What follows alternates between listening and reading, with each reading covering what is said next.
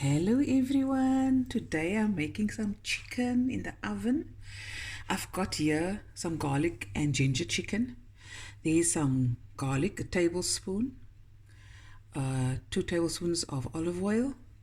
You can't see it now, but that is a teaspoon of pink salt, 2 teaspoons of dried parsley, a tablespoon, about 2 tablespoons of garlic, minced garlic, tablespoon and a bit of paprika, some green chilies and some black pepper, and I also have some melted butter. I'm going to put this all together and stir it. Okay, then I also have some red onion and some potatoes with skin on, and I've just taken the knife and cut it about a little bit about a centimeter down, like a Hasselback potato. And the red onion, you just keep this part on. You cut it in half, you peel it so it can stay together. And some chicken. Now with this chicken, you can put everything on now, and then when you bake it in the oven, or roast it, make sure that you watch it. If you see the garlic and ginger tend to turn a little bit dark, then you put some foil over and then let it roast for another 30-40 minutes. Take off the foil and then you just let it turn golden brown in the oven for another 15-20 minutes without the foil. Okay, so now I'm going to add my butter, melted butter. You can add lemon juice and lemon zest.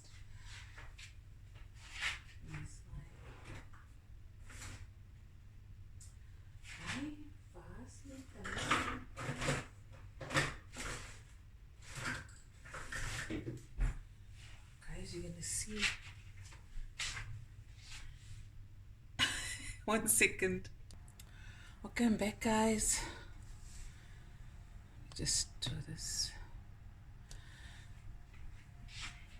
I'm just gonna stir everything in. Yes, it's a lot. A nice garlic and ginger chicken. And this recipe stems from having too much garlic and ginger that was already grated and minced. And now you want to use it, right? Oh wow, smells amazing. Okay,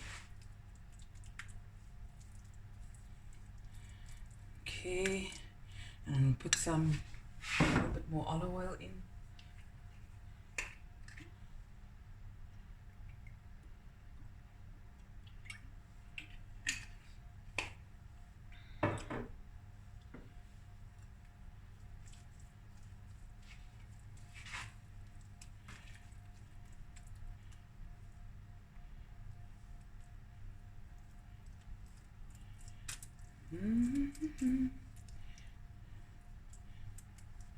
So what I do is I don't brush the whole piece of chicken because the mixture slides down and bakes, but you can definitely turn it around.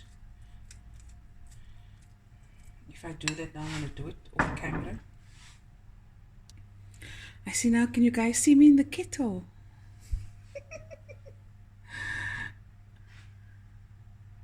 Hello everyone.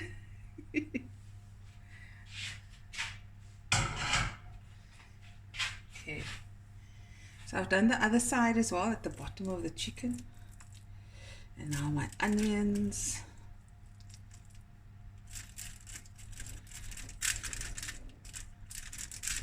And my potato. You must be quick about it, because the butter hardens, congeals a bit, but the heat will melt it all again, so don't worry. Oh, they aardappels gaan mos lekker wees, jong.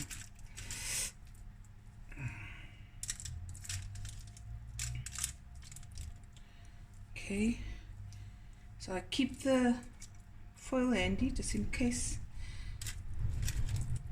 it burns a bit or wants to burn, and protect your cargo. Okay.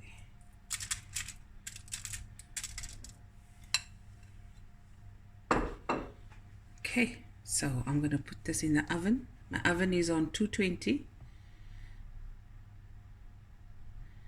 And then when I see it's nice and start to my marinade starts to bubble, I'm going to put my foil over and let it just go for another 40 minutes. Take the foil off and let it crisp up a bit, and then it's done. Okay, there I put it in the oven. You guys see?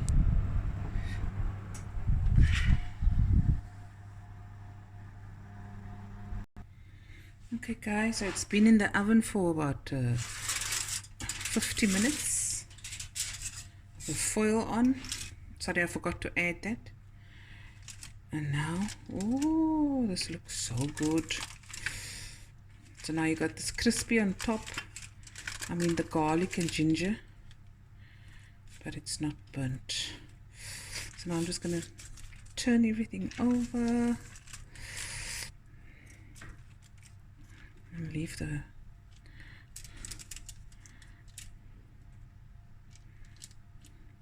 and then I'm gonna put it in the oven for about 15 minutes, and then we'll be right back. Okay, now this is going to the oven uncovered. I tasted a little piecey from here. So good, man. Oh, taking it out of the oven.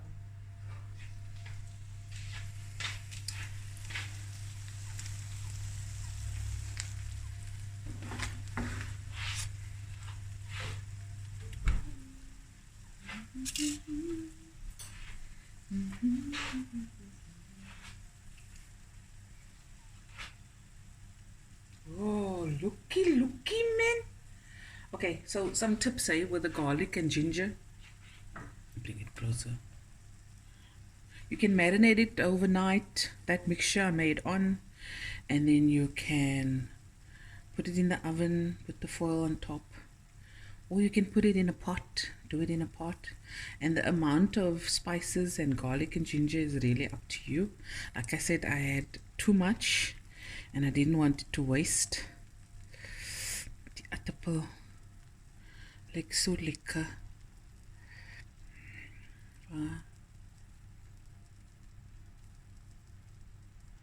Oh, I tried. Okay.